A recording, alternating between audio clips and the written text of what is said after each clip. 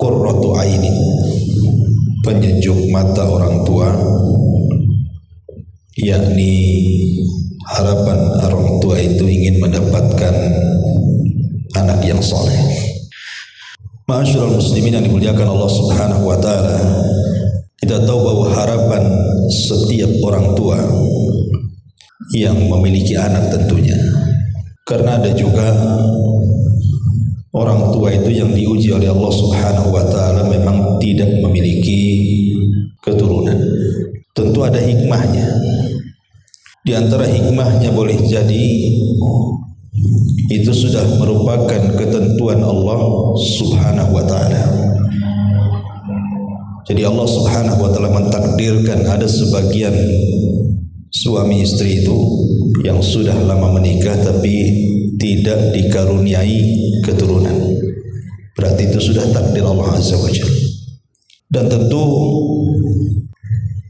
ketika orang tua tidak diberikan keturunan, berarti itu ujian dari Allah Subhanahu wa taala. Boleh jadi Allah hendak melihat apakah hamba ini jujur dalam keimanannya kepada Allah ataukah dusta keimanannya kepada Allah. Karena boleh jadi kalau kita melihat kisah daripada Nabi Musa dan Khidir, ketika Nabi Khidir membunuh salah seorang anak kecil, kemudian Nabi Musa bertanya soal takwilnya. Alasannya karena kalau anak ini besar nanti dia durhaka kepada orang tuanya, boleh jadi kedua orang tuanya akan dibunuhnya. Sehingga sebelum itu terjadi maka Khidir membunuh anak itu. Dari sini juga diambil istinbat hukum, boleh jadi Allah Subhanahu wa taala tidak menjadikan orang tua itu memiliki keturunan. Sebab kalau diberikan keturunan nanti justru anak itu menyengsarakan orang tuanya. Jadi ambil hikmahnya, begitu maksudnya. Jadi sengaja Allah Subhanahu wa taala tidak memberikan keturunan. Allah hendak memalingkan bahaya yang akan didapat orang tua tersebut kalau punya anak. Dan tentu banyak lagi hikmahnya, tapi kita tidak hendak bercerita orang tua yang tidak punya anak. Kita bercerita soal orang tua yang punya anak. Kita tahu bahwa manfaat anak yang soleh itu, anak yang baik itu, bukan hanya sekedar di dunia, tetapi manfaatnya sampai ke kuburan. Bahkan bukan hanya di kuburan, manfaatnya sampai kepada akhirat. Di antara manfaat anak yang soleh itu di dunia disebutkan oleh seorang ulama, di antaranya adalah perkataan Zainul Abidin. Zainul Abidin itu putra daripada Husain ibn Ali ibn Abi Thalib yang selamat dalam Karbala. Karena kita tahu bahwa seluruh keturunan Husain itu dibantai di Karbala kecuali satu orang, namanya Ali ibn Husain ibn Ali ibn Abi Thalib. Jadi siapapun yang menasabkan keturunan Nabi dari jalur Husain, maka dia harus melewati Zainul Abidin. Apa kata-kata beliau? Dia mengatakan min sa'adatir rajuli an yakuna lahu waladun yasta'inu bihi. Di antara kebahagiaan manusia itu apabila punya keturunan adalah dia bisa membantu saat orang tuanya sudah tua. Kan harapan kita ini kadang-kadang orang tua, kalau apalagi kalau sudah sepuh gitu ya, sudah usia 60 tahun ke atas, itu kalau bisa anak-anak itu tidak jauh dari kita, ya menolong kita gitu ya. Setiap hajat dan kebutuhan kalau bisa anaklah yang kemudian sebagai pengganti merawat orang tuanya. Itu semua harapan orang tua seperti itu. Makanya banyak orang tua yang stres ketika sudah tua, anaknya justru tidak membantu dia. Justru anaknya menjadi anak durhaka gitu ya. Dan tidak mungkin anak itu membantu orang tua kecuali dia soleh. Sebab kalau anak yang soleh itu tidak perlu kemudian disuruh-suruh kan gitu. dengan secara kesadarannya pasti dia tahu tanggung jawab bagaimana berbuat baik kepada orang tua. Makanya ada satu kisah menarik di zaman Umar bin Khattab radhiyallahu anhu. Ada orang namanya Kilab ibn Umayyah ibn Askar al-Kinani. Kilab ibn Umayyah ini satu hari dia berjumpa dengan seorang sahabat Rasul namanya Talha ibn Ubaidillah, bertanya soal amalan yang paling tinggi dalam Islam.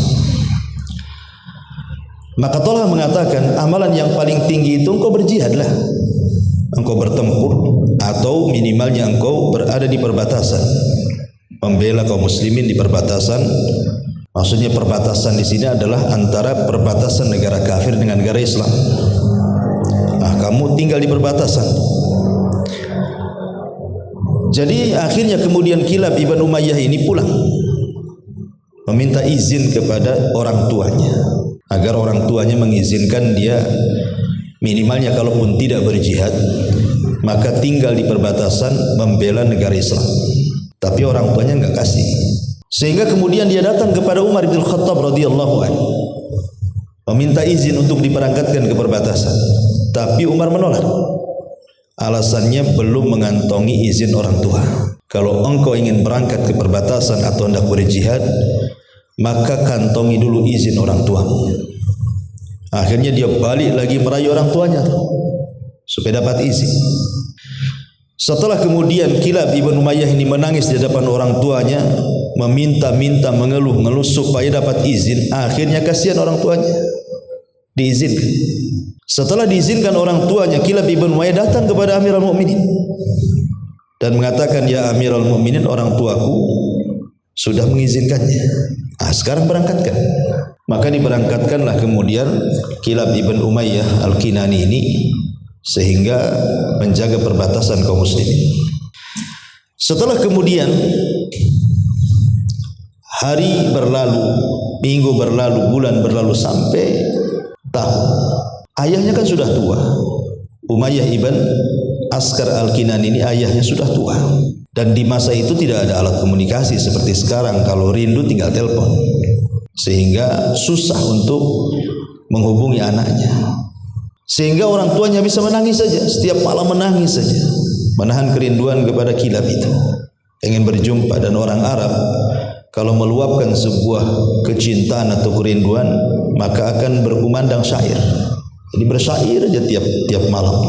Jadi karena terlampau dalam kerinduannya dan menangis setiap saat, dan bapaknya sudah tua, sampai kemudian tanpa terasa tangisan itu menjadikan kedua matanya buta. Jadi bapaknya buta gara-gara terus menangis, memikirkan Kilab ini anaknya. Akhirnya ketika mungkin entah kenapa, kemudian syairnya yang tadinya bicara soal kerinduan kepada anaknya tiba-tiba menyasar kepada Umar dan mengatakan dalam syairnya, awas saja wahai Amirul Mukminin, kalau aku meninggal dan tidak diperjumpakan dengan Kilab putraku, ku tuntut kau di hadapan Allah, katanya. Lah kawan-kawannya dengar, kok bisa menuntut Umar bin Khattab, bukankah dia sudah mengizinkan? Akhirnya dibawalah ke majelis Umar, kata teman-temannya, berkumandanglah kau syair, mudah-mudahan Amirul Mukminin mendengarnya. Akhirnya dia pun mengucapkan syair sampai kemudian mengucapkan, kalau seandainya Amirul Mukminin tidak mempertemukan aku dengan Kilab, ku tuntut kau di hadapan Allah, katanya. Umar kaget kan itu. Apa salah dia? Jadi Umar mengatakan kepada Umayyah, ya Umayyah, apa salahku? Kenapa kau akan menuntut aku di hadapan Allah? Kata Umayyah, demi Allah, karena engkau sudah memisahkan aku dengan putraku Kilab, katanya. Kata Umar, lah bukankah kau sudah kasih izin?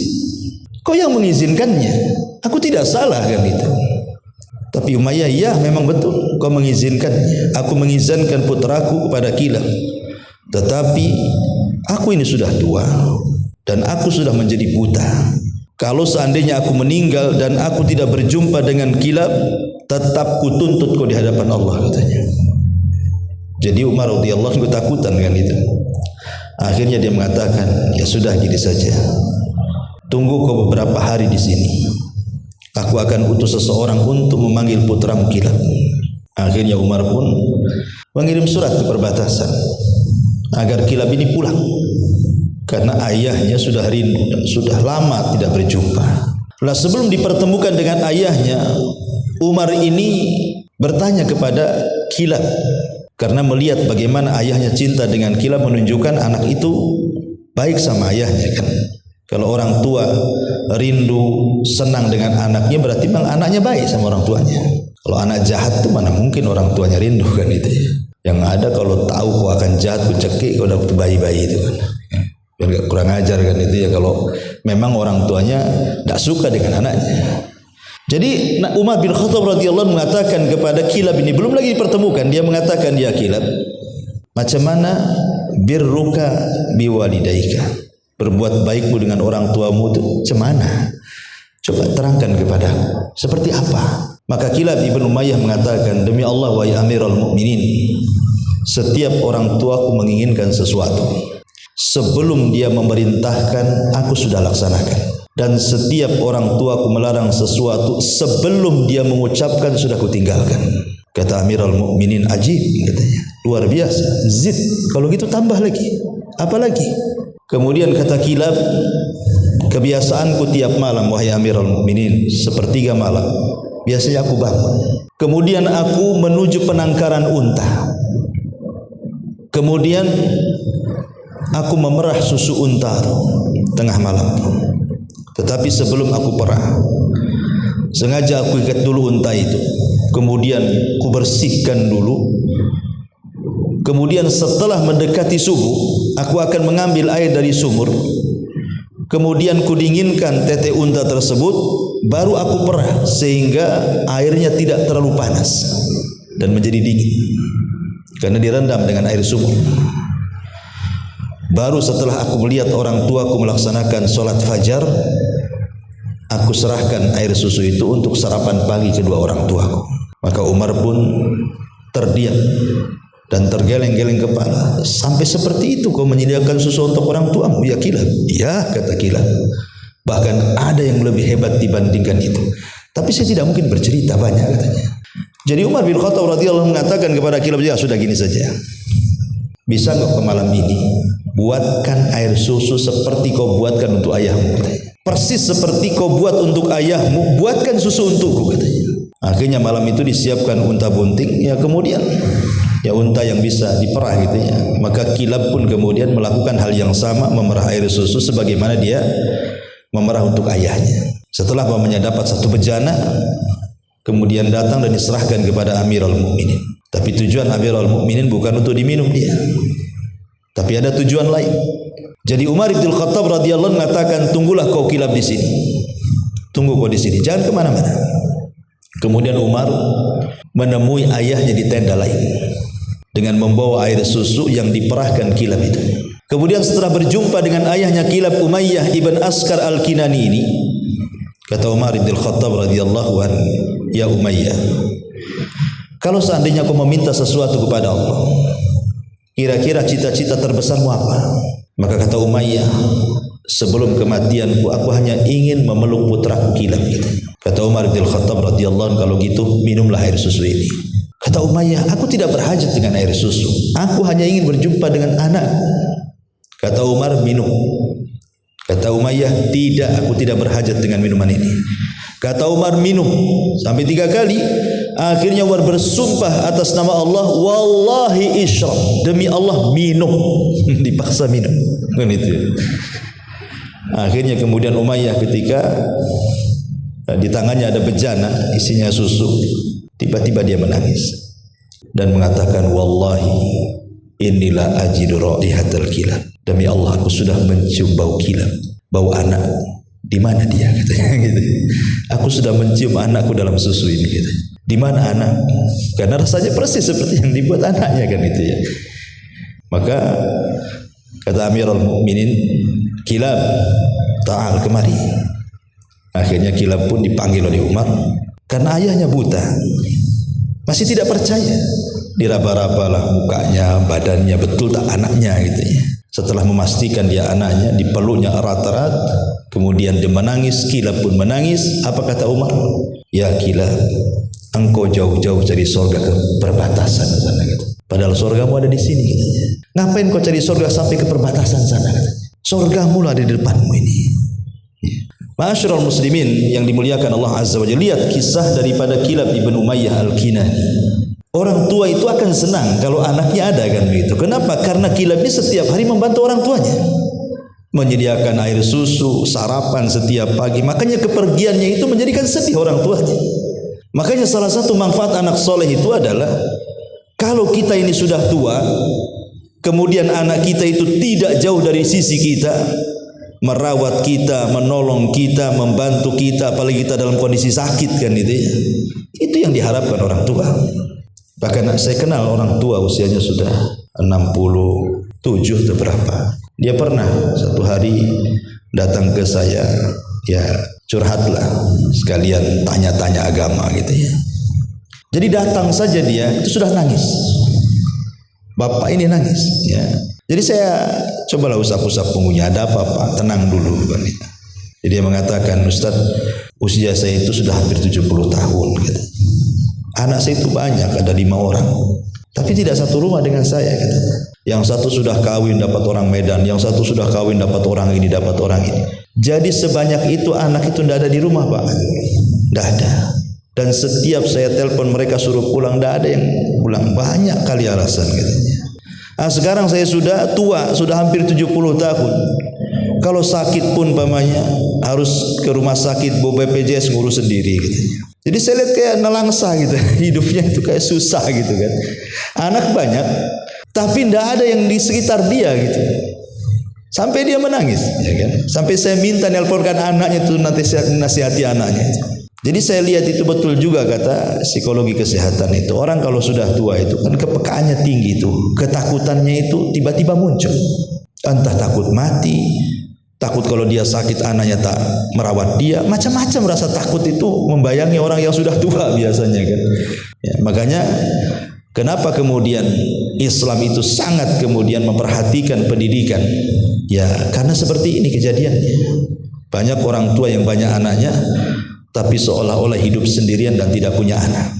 Lah anak yang soleh itu manfaat di dunia adalah salah satunya kata Zainul Abidin adalah min sa'adatir rajuli an yakuna lahu waladun yasta'inu bihim.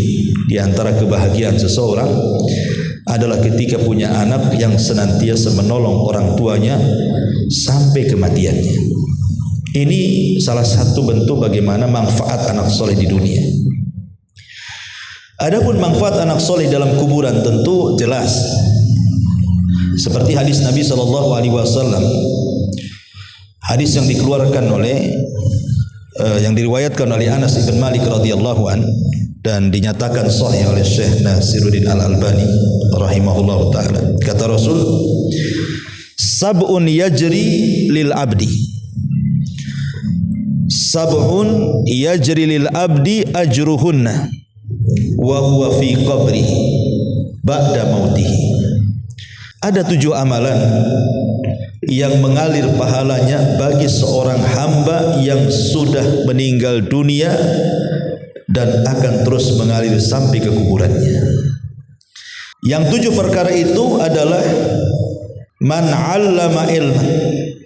Satu, barang siapa yang mengajarkan ilmu. Au qarra nahran. Yang kedua, atau yang mengalirkan sungai untuk keperluan manusia. Yang ketiga, au hafara bi'ran, yang menggali sumur untuk kepentingan manusia juga.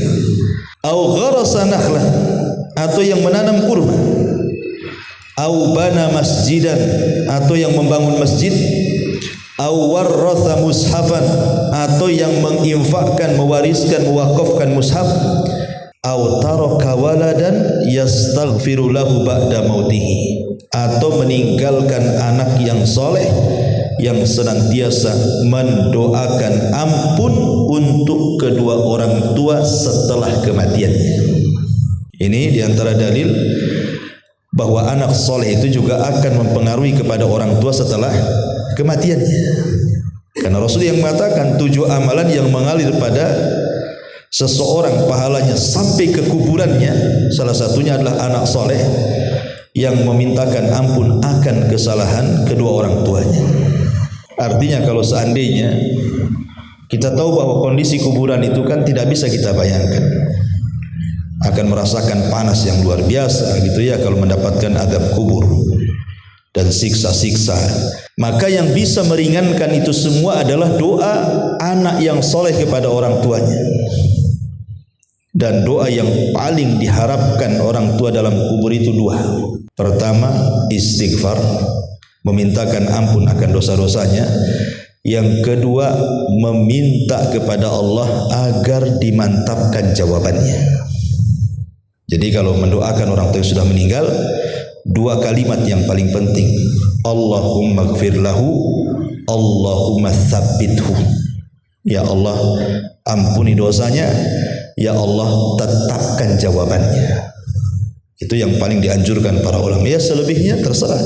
Mau mendoakan mudah-mudahan Allah luaskan kuburnya, Allah angkat derajatnya, Allah mudahkan hisabnya, macam-macam doa. Tapi dua perkara itu yang jangan ditinggalkan. Mintakan ampun akan dosa-dosanya. Yang kedua, minta kepada Allah supaya ditetapkan jawabannya. Ma'asyiral muslimin yang dimuliakan Allah Azza wa Jalla, ini pengaruh dalam kuburnya. Kemudian yang ketiga, pengaruh di akhirat. Jadi anak yang soleh itu akan membawa pengaruh di akhirat.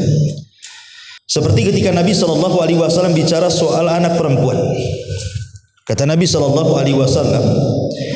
man ubtuliya min hadhil banati bi syai'in kunna lahu sitran minan nar. Sesiapa yang diuji dengan kehadiran anak perempuan, maka anak itu akan menjadi tameng baginya pada hari kiamat. Karena merawat anak perempuan beda dengan merawat anak laki-laki. Harus ekstra gitu ya. Betul-betul harus dijaga betul anak perempuan itu. Karena sekali kemudian gagal merawat anak perempuan, maka akan selamanya gagal. Kalau anak laki-laki ya yang penting dibesarkan, dididik kan itu. Anak perempuan harus dijaga. Ya, kemana-mana harus pakai mahram, ya kan? Safar harus ditemani, kemudian harus terus menjaga aurat dia, macam-macam anak perempuan itu. Jadi makanya kenapa kemudian pahalanya besar yang punya anak perempuan itu. Bahkan dalam hadis Rasul mengatakan, man ala jariyataini hatta tablugha jaa yaumal qiyamati ana wa huwa wa dhamma bi asabihi. Sesiapa yang menanggung nafkah dua anak perempuan sampai dia balik, maka pada hari kiamat antara saya dan dia seperti ini. Maksudnya sambil merapatkan jari tengah dengan telunjuknya seperti ini. Aku dan dia, kata Rasul, seperti ini. Siapa yang mendidik anak perempuan dengan baik sampai dia balik. Ya. Dalam hadis yang lain, man kanat lahu untha falam yaidha walam yuhinha walam yukthir waladahu 'alaiha qala ya'ni adz-dzukur adkhalaqullahu al-jannah. Sesiapa yang memiliki anak perempuan, dia tidak membunuhnya. Karena di zaman jahiliyah kalau punya anak perempuan itu kan aib. Makanya kebiasaan orang jahiliyah itu membunuh anak perempuan hidup-hidup. Karena tidak mendatangkan keuntungan duniawi masalahnya. Makanya mereka membunuh anak perempuan hidup-hidup itu di zaman jahiliyah. Jadi kalau punya anak perempuan itu kayaknya marah gitu ya. Makanya Allah gambarkan dalam Al-Quran itu, wa idza busyira ahadukum bil untha dhalla wajhuhu muswadda wa huwa kadhib. Apabila dihabar gembirakan kelahiran anak perempuan, maka marah mereka dan mereka pun membunuh anak itu dengan cara mengubur hidup-hidup. Makanya kata Rasulullah, sesiapa yang memiliki anak perempuan, dia tidak membunuhnya dengan dikubur hidup-hidup, tidak menghinanya dengan terus memuliakannya, dan tidak lebih mengunggulkan anak laki-laki daripadanya. Maksudnya harus adil, anak perempuan laki-laki sama saja. Maka Allah akan memasukkan dia ke dalam surga. Menunjukkan di sini apa? Islam itu mengangkat derajat wanita. Ya. Dalam hadis yang lain juga, man kunna lahu thalathatu banat fa sabara alaihin wa at'amahunna wa saqahunna wa kasahunna min jiddatihi kunna lahu hijaban minan nar yaumal qiyamah. Sesiapa yang memiliki 3 anak perempuan, lalu dia bersabar, memberi makan, memberi minum, memberi pakaian dari hasil usaha kerasnya, maka semua akan menjadi tameng dia pada hari kiamat. Dan banyak lagi hadis-hadis tentang keutamaan merawat anak perempuan. Dari sini kita tahu bahwa anak yang baik, anak yang soleh, mau laki-laki mau perempuan, kalau kita didik dengan baik itu, maka pahalanya besar sekali. Saya akan contohkan saja. Kalau seandainya kita berhasil karena didikan kita, ya, umpamanya anak laki-laki yang kita didik itu sampai bisa hafal Quran. Mungkin bukan kita yang menjadikan dia hafal Quran. Mungkin kita sekolahkan, kita pesantrenkan, kita arahkan dia menjadi para penghafal Quran, kan itu. Sampai betul-betul anak itu hafal Quran. Maka ulama itu sampai memberikan beberapa keterangan nih. Yang pertama, jadi anak yang menghafal Quran itu kelak pada hari kiamat itu akan memberikan mahkota kepada orang tuanya. Disebutkan dalam hadis yang dikeluarkan Imam Hakim dalam Mustadraknya dan dihasankan oleh Syekh Albani, man qara al-Qur'ana wa ta'allamahu wa amila bihi albasa yaumal qiyamati tajan min nuri dhawuhu mithlu dhawi syamsi wa yuksa walidayhi hullatani la taqumu bihimad dunya fayakulani bima kusina hadha fayuqalu bi ahdi waladikumal Quran. Kata Nabi SAW, barang siapa yang membaca Al-Quran, mempelajarinya, mengamalkannya, kelak pada hari kiamat akan dikenakan mahkota dari cahaya yang sinar kemilauannya seperti cahaya matahari. Dan bagi kedua orang tuanya masing-masing dikenakan untuknya pakaian kebesaran yang tidak bisa dinilai dengan dunia. Tiba-tiba kedua orang tuanya mengatakan, ya Allah, kenapa kau pakaikan pakaian ini untuk kami? Padahal kami tidak beramal dengan amalan yang tinggi. Maka Allah Subhanahu wa ta'ala menjawab, karena anak kalian berdua belajar dan menghafal Quran. Lihat, Allah Subhanahu wa ta'ala mengatakan, karena engkau punya anak, kau arahkan kepada Quran sampai dia hafal Quran. Nah, sekarang kupakaikan kau pakaian yang nilainya tidak sebanding dengan dunia. Sampai orang tuanya bingung gitu kan. Aku tidak pernah beramal soleh, kok bisa mendapatkan pakaian seindah ini? Maka Allah Subhanahu wa ta'ala mengatakan, bi ahdi waladikumal Quran. Karena engkau sudah mengarahkan anakmu menjadi penghafal Quran. Menunjukkan apa? Anak itu akan manfaat pada hari kiamat, kan itu.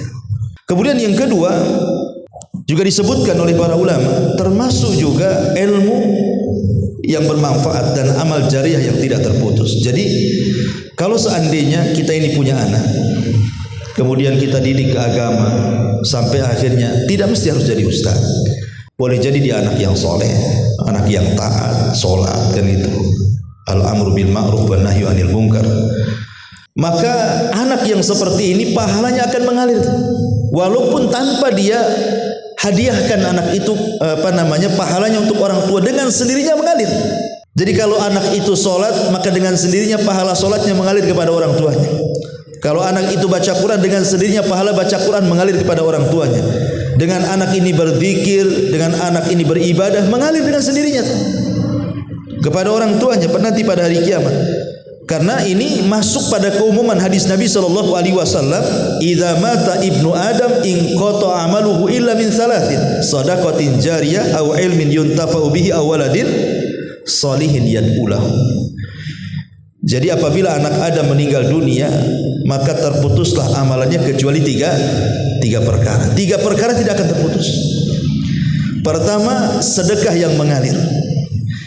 Makanya ketika para ulama membahas tentang amalan yang paling baik untuk orang yang sudah meninggal, maksudnya dari orang hidup untuk orang yang meninggal, itu kan disebutkan sampai 15-20 poin itu. Ya. Tetapi kesimpulannya, kata Syekhul Islam Ibnu Taimiyah rahimahullahu taala, dari semua amalan yang disebutkan para ulama yang bermanfaat untuk orang mati itu, yang tidak ada khilaf. Tidak ada khilaf, ya. Di mana semua ulama sepakat, mau Syafi'i, mau Maliki, Hambali, kemudian juga Hanafi, cuma dua. yang kalau kita lakukan untuk orang mati dipastikan sampai. Kalau yang lainnya diperselisihkan. Apa itu? Pertama doa, yang kedua sedekah. Cuma dua. Ini nggak ada khilaf ulama. Kalau kita berdoa kepada Allah supaya orang tua kita diselamatkan, pasti sampai. Kita berdoa agar orang tua kita diampuni dosanya, pasti sampai. Atau kalau kita sedekahkan, kita punya uang, datang ke masjid, ini sedekah untuk orang tua. Kita datang ke pesantren, ini sedekah orang tua. Kita datang ke panti asuhan, ini sedekah, pasti sampai. Ini yang tidak ada khilaf ulama. Adapun yang lain banyak kali khilaf. Seperti haji orang tua, korban untuk orang tua, baca Quran untuk orang tua, itu masalah khilaf semua itu. Panjang pembahasannya. Ya. Tapi khusus dua perkara tidak ada khilaf. Makanya kalau kita ini ingin yang jelas-jelas saja gitu maksudnya ya, supaya sampai pahala kita, inilah dua perkara: berdoa, kemudian sedekah. Karena di sini Nabi SAW mengatakan apa? Shadaqatin jariyah, sedekah yang mengalir. Au ilmin yuntafa'u bi, ataupun ilmu yang bermanfaat.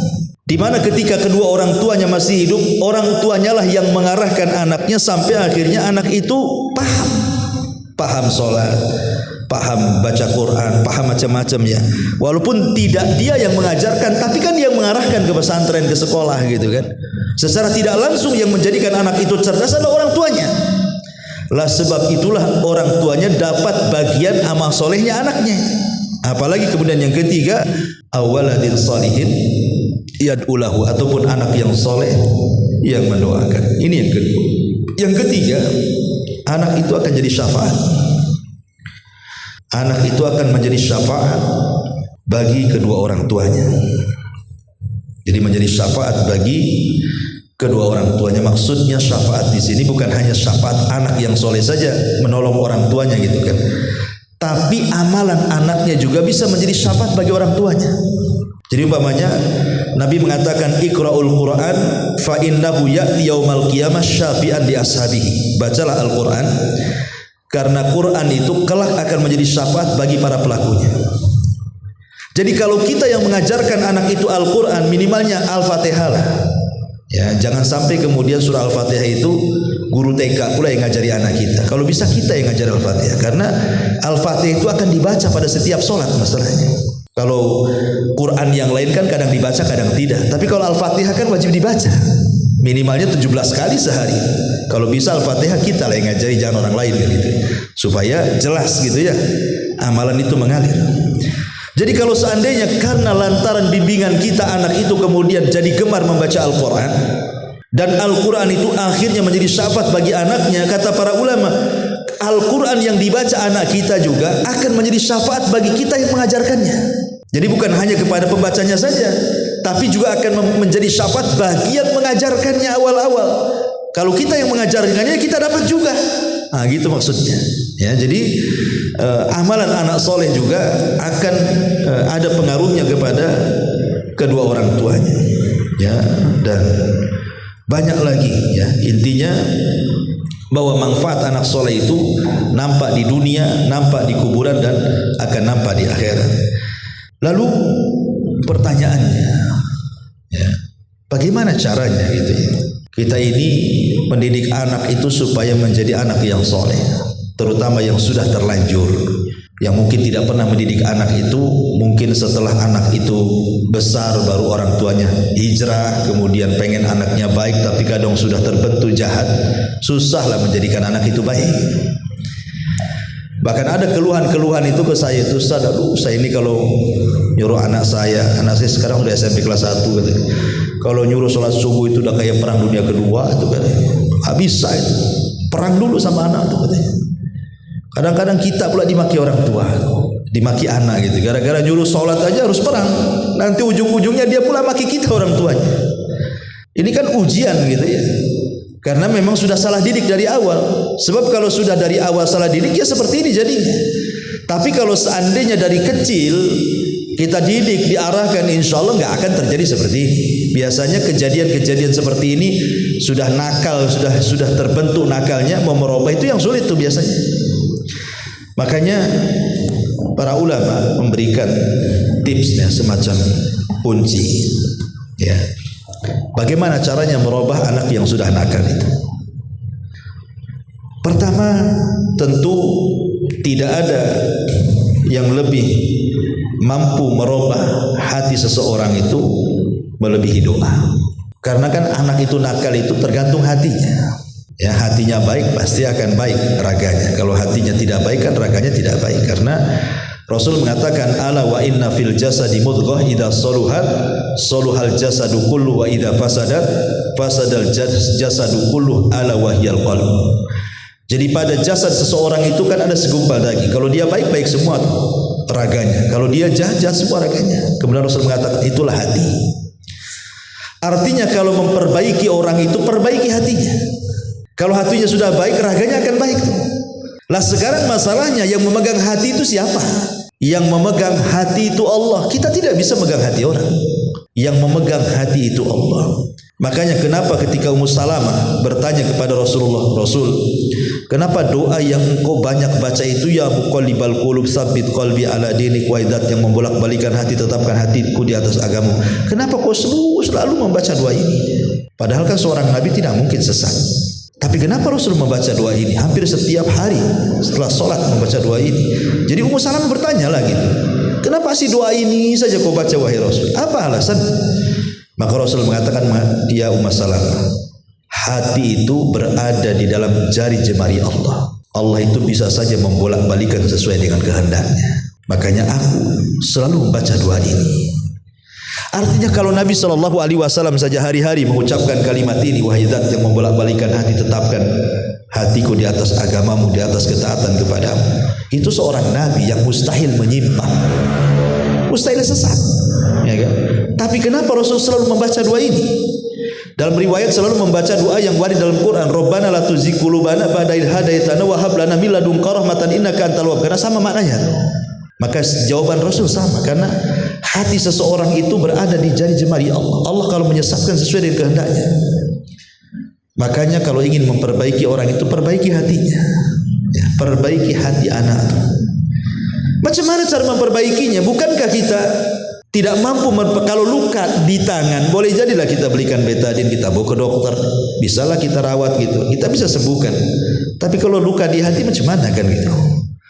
Maka salah satu jalannya adalah dengan cara doa. Doa itu yang bisa membolak-balikan hati orang. Apa yang harus didoakan? Doa terbaik itu adalah doa yang warid dari Al-Quran.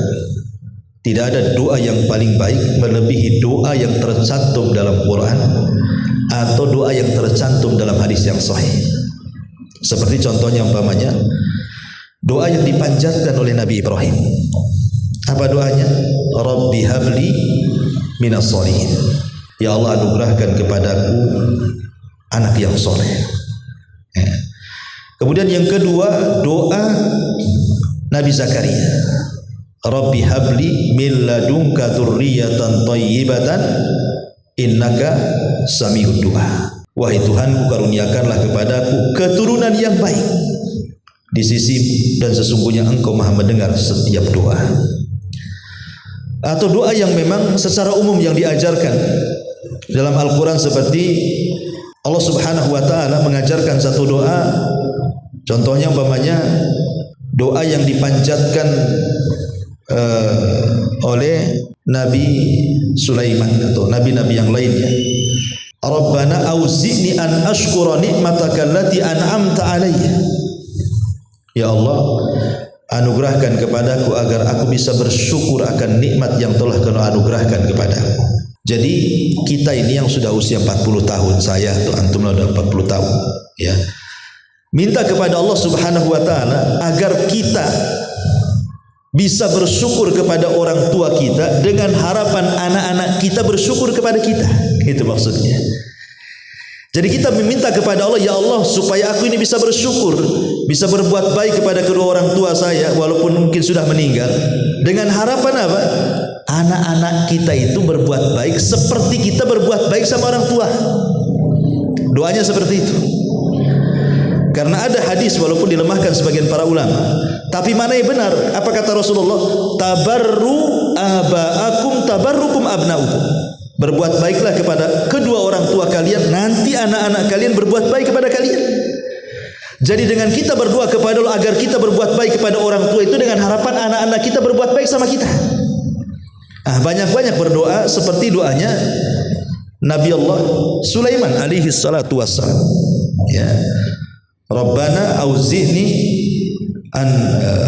Rabbi auzini an ashkura ni'mataka allati an'amta alai wa ala walidai. Ya Allah, anugerahkan kepadaku agar aku bisa bersyukur kepadamu dan mampu bersyukur kepada kedua orang tuaku. Atau doa yang ma'ruf gitu ya, yang sering dibaca, Rabbana hab lana min azwajina wa dzurriyyatina qurrata a'yun waj'alna lil muttaqina imama. Pokoknya kalau ingin doa untuk kebaikan anak kita, doa terbaik adalah doanya para nabi. Ambil lafaz-lafaznya dari lafaz-lafaz para nabi ketika berdoa, atau dari hadis-hadis yang sahih dalam sunnah-sunnah Nabi SAW. Seperti contohnya umpamanya ketika Ummu Sulaim itu kan membawa Anas bin Malik masih kecil ketika itu umur 10 tahun kepada Nabi. Kemudian minta doanya Nabi. Maka Rasul mendoakan Anas bin Malik yang masih kecil dengan doa apa? Allahumma akthir malahu wa waladahu wa barik lahu fima a'taitahu.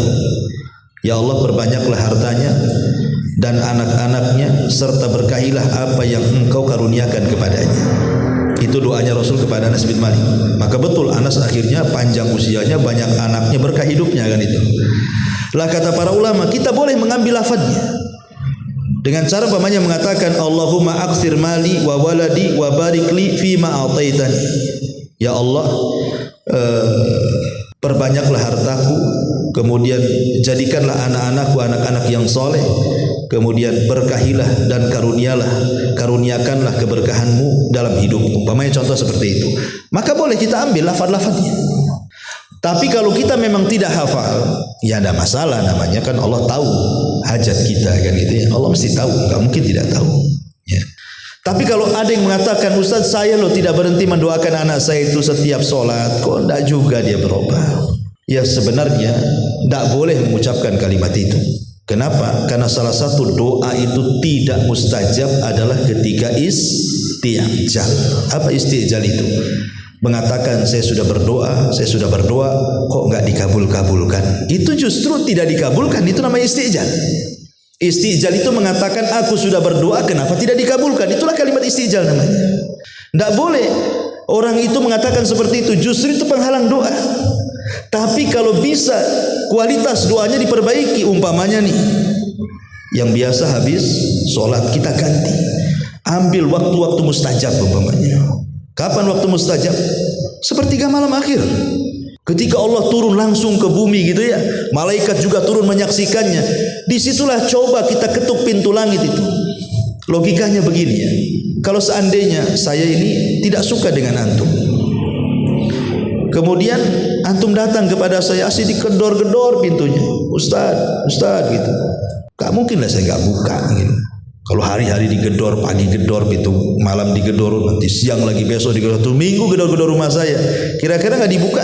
Dibuka lah, entah dibukanya mau marah atau apa kan, yang jelas dibuka kan gitu ya, karena bising juga digedor-gedor itu ya. Itu logika kepada manusia, bahwa kalau diketuk terus pintunya, lama-lama dibuka juga.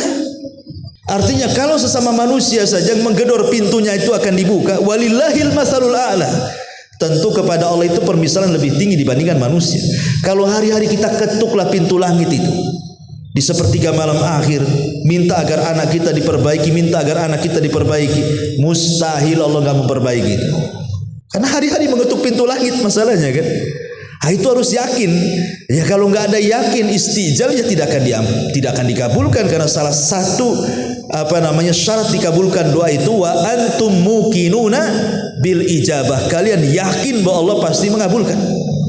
Dan kalau seandainya anggaplah sudah bertahun-tahun doa seperti itu dan sudah ada upaya dan usaha juga masih pun tidak dikabulkan, maka sesungguhnya boleh jadi Allah Subhanahu wa taala hendak mengangkat derajat kita. Dengan cara apa? anak itu nakal, akhirnya kita pula harus sabar. Boleh jadi dengan sabar itu amalan kita jadinya kan. Yang tadinya kita tidak sabar, jadi karena hari-hari nengok anak akhirnya sabar. Boleh jadi itu amalan kita sabar itu. Kalau anak itu nggak nakal pun nggak sabar kita. Boleh juga kan, kita cari hikmahnya sajalah. Karena tidak mungkin Allah itu menciptakan anak nakal kecuali ada kebaikan di dalamnya. Wa asa an takrahu syai'an wa huwa khairul lakum kan itu. Terkadang yang kita anggap jelek, jahat itu rupanya ada kebaikan di situ. Yang kita tidak tahu kadang-kadang, ya. Ini yang pertama. Ya, panjatkan doa. Dan doa yang paling baik itu adalah doa yang lafadznya diambil dari Al-Quran seperti doa-doa para nabi. Yang kedua, cobalah memperbanyak istighfar. Karena disebutkan dalam surah Nuh, Allah Subhanahu wa taala berfirman, "Istaghfiru rabbakum innahu kana ghaffara yursilis samaa 'alaikum midrara wa yumdidkum bi amwalin wa banin wa yaj'al lakum jannatin wa yaj'al lakum anhara ma lakum la tarjuna lillahi wa qara wa qad khalaqakum atwara." Allah mengatakan, maka aku katakan, perbanyaklah istighfar kepada Rabb kalian, karena Dia Zat yang Maha Pengampun setiap dosa. Kalau kalian banyak istighfar, kata Allah, Allah akan hujani kalian, Allah akan perbanyak harta kalian, dan Allah akan berikan keturunan yang baik kepada kalian, dan Allah akan jadikan kebun-kebun, sungai-sungai yang tidak akan membahayakan bagi kalian. Lihat bagaimana Allah Subhanahu wa taala menjanjikan dengan memperbanyak istighfar itu akan diberikan keturunan yang baik. Maka karena salah satu fungsi istighfar itu adalah menurunkan rahmat. Apa kata Nabi SAW? Laula tastaghfirunallaha la'allakum turhamun. Kalaulah kalian memperbanyak istighfar, boleh jadi Allah akan turunkan rahmatnya kepada kalian. Mungkin dengan banyak istighfar akhirnya Allah kasihan dengan kita, kemudian merubah hati anak kita, kan tidak tahu, ya. Kemudian juga bisa saja karena anak itu nakal terkadang menjadi azab. Tidak tenang kita dengan anak kita. Dengan memperbanyak istighfar itu akhirnya anak itu membawa ketenangan. Karena Allah Subhanahu wa taala mengatakan, wa ma kana Allahu mu'adzibahum wa anta fihim wa ma kana Allahu mu'adzibahum wa hum yastaghfirun, kata Allah. Allah tidak mungkin mengazab mereka selagi engkau berada di tengah mereka, dan Allah tidak mungkin mengazab mereka selama mereka masih beristighfar kepada Allah. Di zaman Nabi, para sahabat aman karena Nabi masih hidup. Tapi di zaman sekarang Nabi tidak ada, sehingga keamanan sudah tercabut. Tapi ada keamanan yang kedua, wa ma kana mu'adzibahum wa hum yastaghfirun. Mereka tidak akan diazab oleh Allah selama mereka memperbanyak istighfar. Ketika keamanan dicabut satu, maka ada keamanan yang kedua berupa istighfar. Lah boleh jadi yang tadinya anak itu jadi azab orang tuanya, ketika memperbanyak istighfar akhirnya menjadi sebuah keamanan. Itu maksudnya, pendalilannya, ya. Ini juga, ya. Kenapa kemudian memperbanyak istighfar ini salah satu memperbaiki anak juga. Kemudian yang ketiga, memperbanyak sedekah. Memperbanyak sedekah. Karena Nabi SAW mengatakan, inna sadaqata sir tudfi'u ghadaba rabbi. Sedekah yang tidak ada yang tahu kecuali kita dengan Allah itu bisa meredam kemurkaan Allah. Boleh jadi Allah sedang menguji kita dengan anak-anak kita, kan itu. Karena sebuah dosa yang kita lakukan di masa lalu, wallahu alam, kita tidak tahu.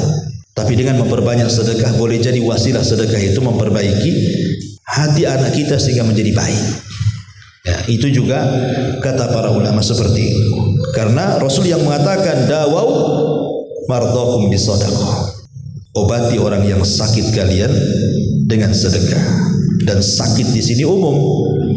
Anak nakal itu sakit jiwanya, makanya dia nakal, kan itu. Tapi dengan sedekah boleh jadi jiwanya diperbaiki, akhirnya jadi sembuh, akhirnya hilang nakalnya. Maka ini salah satu thariqah juga supaya anak itu menjadi baik dengan cara bersedekah. Kemudian juga ad-du'a li ghairi, berdoa untuk anak orang lain. Jadi kalau seandainya anak kita nakal nih, ya, anak kita nakal, anak tetangga pula ikut nakal, Kita doakan anak tetangga supaya baik. Karena setiap doa kita untuk orang lain kebaikan, maka malaikat akan datang dan mengatakan walaka mithlu, dan engkau pun akan mendapatkan hal yang sama yang kau doakan kepada orang lain. Dan itu disebutkan dalam hadis Nabi SAW, di mana Rasul mengatakan, barang siapa, kata Nabi SAW, dakwatul mar'il muslim li akhihi bi dhahril ghaibi mustajabatun inda ra'si malakun muwakkalun kullama da'a li akhihi bi khairin qala al malakul muwakkal bihi amin walaka bimithli. Kata Rasulullah, siapa yang mendoakan seorang muslim, dia tidak tahu kalau sedang didoakan, maka doanya mustajab.